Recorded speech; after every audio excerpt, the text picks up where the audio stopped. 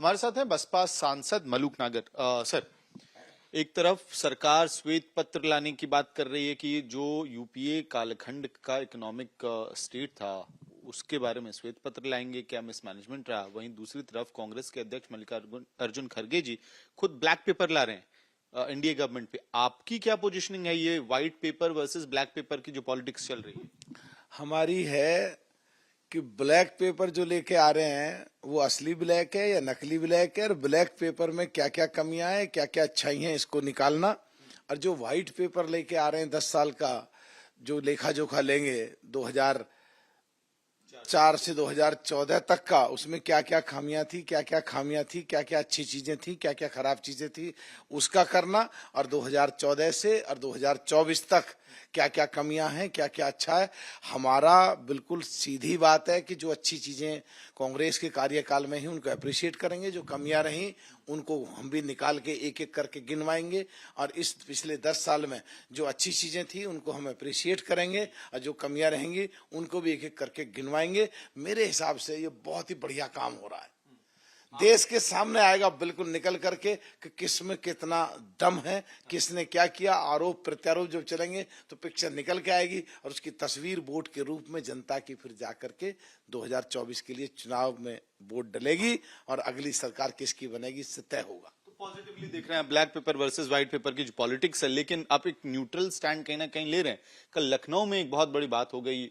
मुख्यमंत्री योगी आदित्यनाथ ने जो बयान दिया है कि पांडवों ने कौरवों से सिर्फ 5 गांवों की मांग की थी और देश का बहुसंख्यक इस वक्त 3 स्थानों की ही मांग कर रहा है, तो कहीं ना कहीं सब ऐसा लग रहा है काशी मथुरा को लेके एक जो पुराना विवाद था, लड़ाई थी, वो कहीं ना कहीं तूल पकड़ सकती है। देखिए, मैं तो इसमें एक ही बात कहूंगा कि जो अभी एक मंदिर की बात हुई है वो बाबा साहब अम्बेडकर जी ने जो संविधान लिखा, और उस संविधान के तहत इस देश की सर्वोच्च न्यायालय माननीय सुप्रीम कोर्ट के आदेश पे जो मंदिर बना, और जो उसमें रिपोर्ट सौंपी गई थी 1976 की, जो मोहम्मद के अहमद की, जिसकी रिपोर्ट में ये था कि भाई यहाँ नीचे पहले मंदिर था, तो उसमें ये भी आया था कि वो मंदिर गुर्जर प्रतिहाराज ने बनवाया गया था। तो उस स्थिति में पूरे देश ने उसको स्वीकार करा है और पूरा देश में शांति है। कुछ नेता, कुछ चंद लोग देश का माहौल खराब करने की कोशिश कर रहे हैं।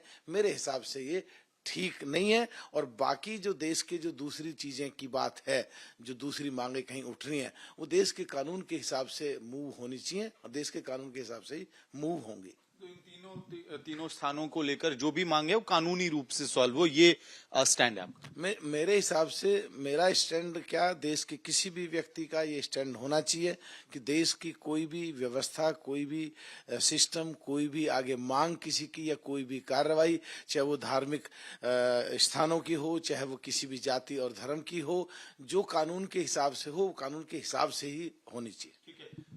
सर, एक और चर्चा पश्चिमी उत्तर प्रदेश से आ रही है, जहां से आप खुद ताल्लुक रखते हैं, कि बीजेपी एक तरफ प्रधानमंत्री नरेंद्र मोदी ने दावा किया है 370 का आंकड़ा पार करेगी, एनडीए 400 पार होगी। ऐसे में आरएलडी के साथ गठबंधन की चर्चाएं तूल पकड़ रही हैं। पश्चिमी उत्तर प्रदेश की राजनीति में हलचल होने वाली है। बिल्कुल, देखिए होने वाली है। और पश्चिमी उत्तर प्रदेश देश में जब चुनाव होते हैं तो पहली 10 सीटों पे सबसे पहली वोट जो डलती है वो पश्चिमी उत्तर प्रदेश से शुरुआत होती है। यानी कि देश के लोकसभा के प्रथम चरण में पश्चिमी उत्तर प्रदेश में वोट डलती है। तो 10 सीटें जो हैं वो दिशा तय करती हैं कि पूरी यूपी की दिशा किधर जाएगी, और पूरी यूपी तय करती है कि देश की दिशा किधर जाएगी। देखिए मैं इसलिए पढ़ रही, जो मुझे लगता है कि पश्चिम उत्तर प्रदेश में 4 जाति बहुत बड़ी संख्या में है, मुस्लिम, दलित और जाट और गुर्जर। और इन चारों जातियां जिधर का मन बना लेती हैं उधर का हो जाता है। जो 2022 का जो विधानसभा का चुनाव हुआ उसमें बहुत सारी एमएलए वो जीते जिनके साथ आरएलडी का चिन्ह था, या जाट जाति या किसान जाति और गुर्जरों का भी सपोर्ट जिधर को हो जाए वो जीत जाता है।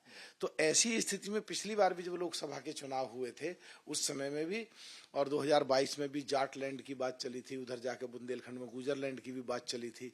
तो वो चीज अब बिल्कुल नजदीक आ गई है, और उधर मोदी जी ने स्टैंड अपना पार्लियामेंट की प्रोसीडिंग्स में रिकॉर्ड में आ गया तो 370।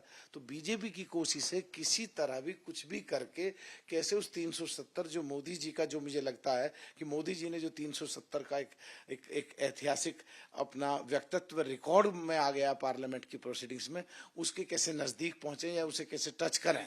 हाँ, तो पश्चिमी उत्तर प्रदेश में जो पिछले 2022 के विधानसभा के चुनाव हुए या जो 3 बिल किसानों के आए, वो जाट उसमें संख्या बहुत ज्यादा थी किसानों की भी, और जो पिछले दिनों हरियाणा में वो लड़कियों का जो एक प्रदर्शन हुए उसमें भी पीछे जाट पॉलिटिक्स ज्यादा थी पंजाब और हरियाणा में।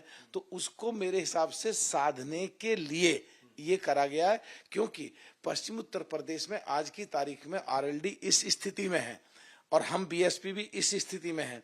अगर किसी के साथ आरएलडी लग जाए गठबंधन में तो एक तरफा सीट जीतती चली जाएंगी, या किसी के साथ हम लोग बीएसपी साहब ये पूरी करनी पड़ेगी। बीएसपी अगर किसी के साथ लग जाए गठबंधन में तो वो पूरी सीट जीतती चली जाएंगी। तो बीजेपी ये चाहती है कि किसी भी तरह उन 10 सीटों में सारी सीटें हम पहले चरण में जीतें, जिससे पूरी यूपी हमारा हो जाए और पूरा देश हमारा हो जाए, और 370 बीजेपी और 400 पार बीजेपी और उसकी अलायंस की जो मोदी जी का रिकॉर्ड है पार्लियामेंट में स्टेटमेंट, वो सत्य सिद्ध हो जाए, उसके लिए प्रयास है। क्या इसमें आपकी बातों से लग रहा है कि बसपा भी क्या उस कॉम्बिनेशन में सेट हो सकती है, BJP plus RLD plus BSP? नहीं, मैंने ये नहीं कहा। मैंने ये कहा है कि बीएसपी अगर किसी के साथ भी लग जाए, मान लो बीएसपी सो कॉल्ड इंडिया गठबंधन के साथ लग जाए, तो एक भी सीट दूसरी बीजेपी नहीं जीत सकती, और बीएसपी अगर बीजेपी के साथ लग जाए तो पूरे यूपी में 80 के 80 की आ जाएंगी, एक भी सीट कोई नहीं जीत सकता। पर कुमारी बहन मायावती जी कह चुकी हैं और अधिकार भी 1 से लेकर 100 तक उन्हें ही है कि वो चुनाव बिल्कुल अलग लड़ेंगे। आप लेकिन कल आपने बहुत अलग बात कर दी, सदन के पटल पे आपने चौधरी चरण सिंह के लिए भारत रत्न की मांग की है, हालांकि आपने कांसीराम जी के लिए भी यही मांग रखी है, लेकिन आरएलडी और बीएसपी की पॉलिटिक्स एक साथ कहीं देखी नहीं गई है। फिर भी ये मांग,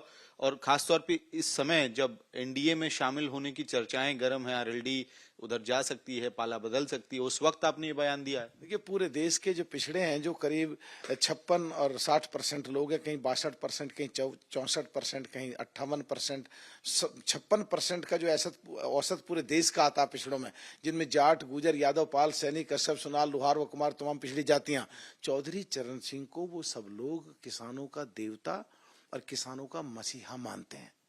तो ऐसी स्थिति में अगर चौधरी चरण सिंह जी को और उनके साथ महेंद्र सिंह टिकैत जी को, राजेश पायलट जी को, पथिक जी को हमने भारत रत्न की मांग करी है, क्योंकि पिछले दिनों पिछड़े समाज से बिहार से कर्पूरी ठाकुर जी को जो भारत रत्न दिया है, तो मेरे हिसाब से ये डिजर्व करते हैं, इनको भी भारत रत्न मिलना चाहिए। ठीक है, बात करने के लिए बहुत बहुत धन्यवाद। तो वीडियो सहयोगी अंकित जैन के साथ मोहम्मद भारद्वाज, दिल्ली, आज तक।